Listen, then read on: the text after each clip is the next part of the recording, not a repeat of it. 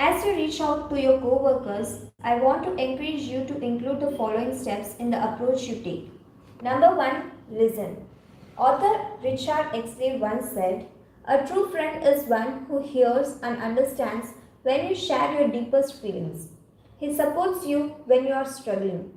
He corrects you gently and with love, and he forgives you when you fail. A true friend prods you to personal growth, stretches you to your full potential, and most amazing of all, he celebrates your success as if they were his own." That entire process begins with listening. Many people on the job just want to be left alone so that they can get their work done. If they do desire to interact with others, it's often to jockey for position or to get others to listen to what they have to say.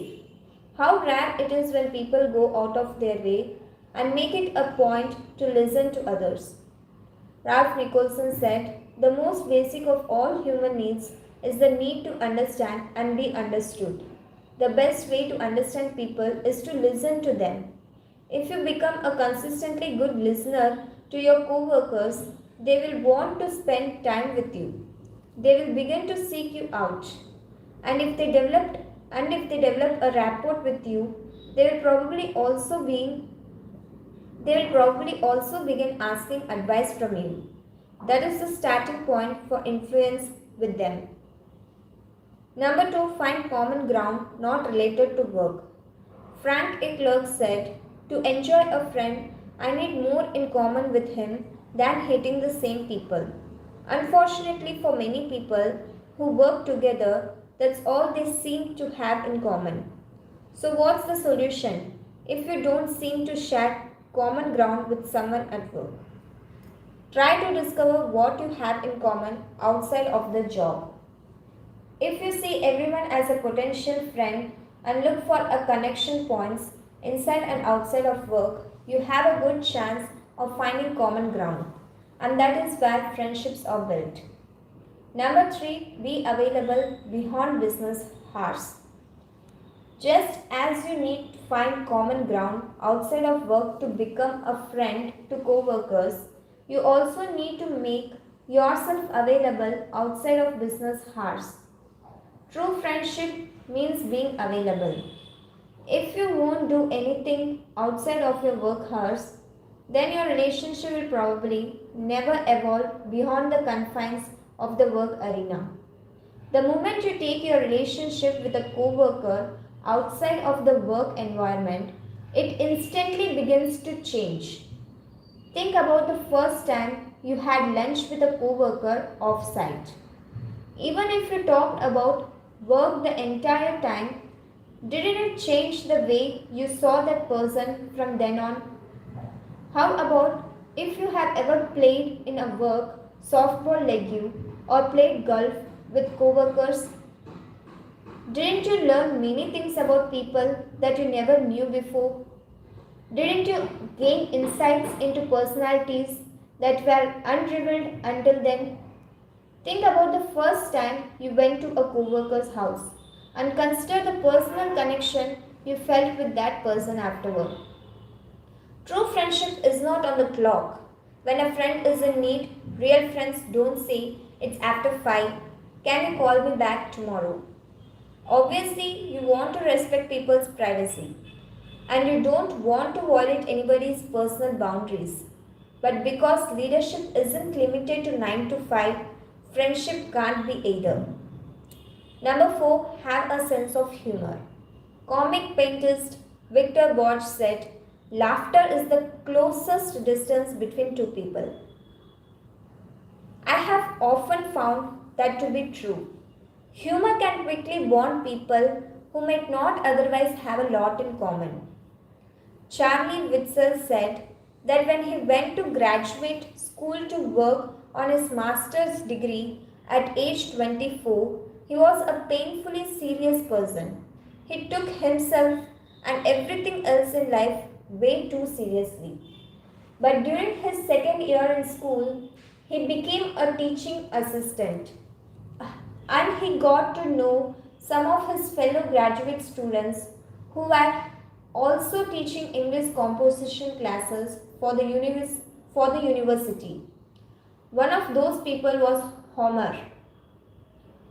Homer had grown up in Southern California, gone to school at Berkeley, and then done a variety of interesting jobs, including driving a cab in New York City for a couple of years.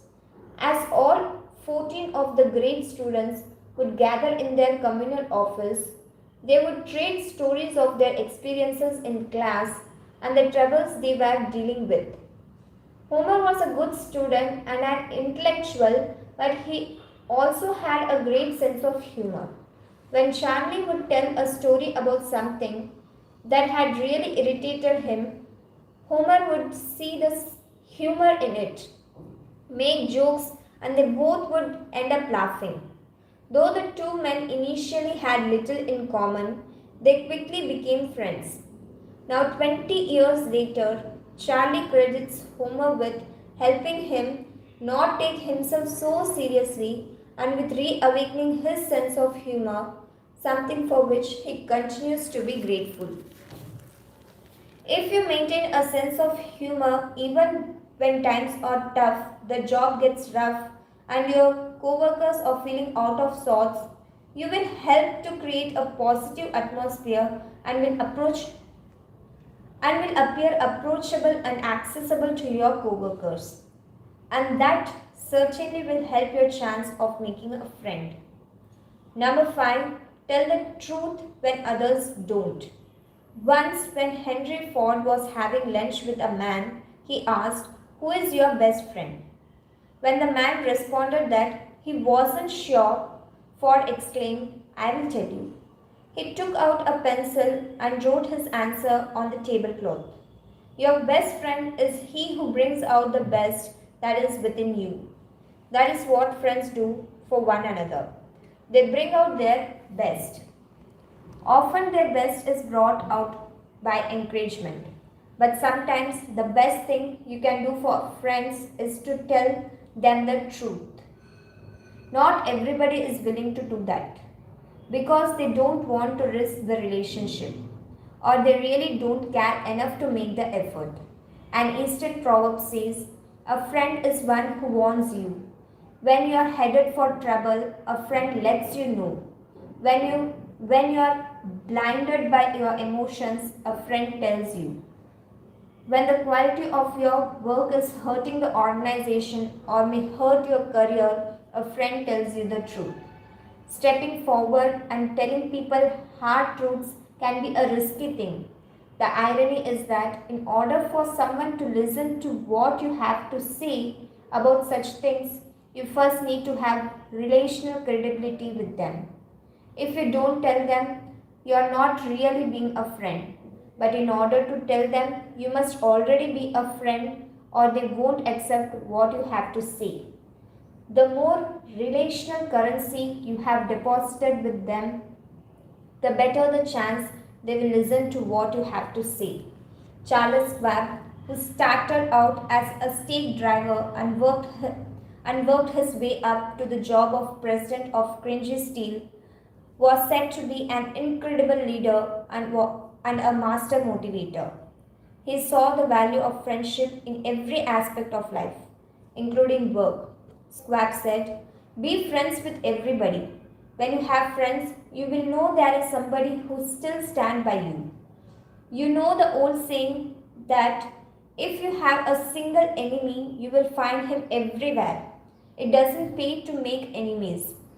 Lead the life that will make you kind and friendly to everyone about you, and you will be surprised what a happy life you will live.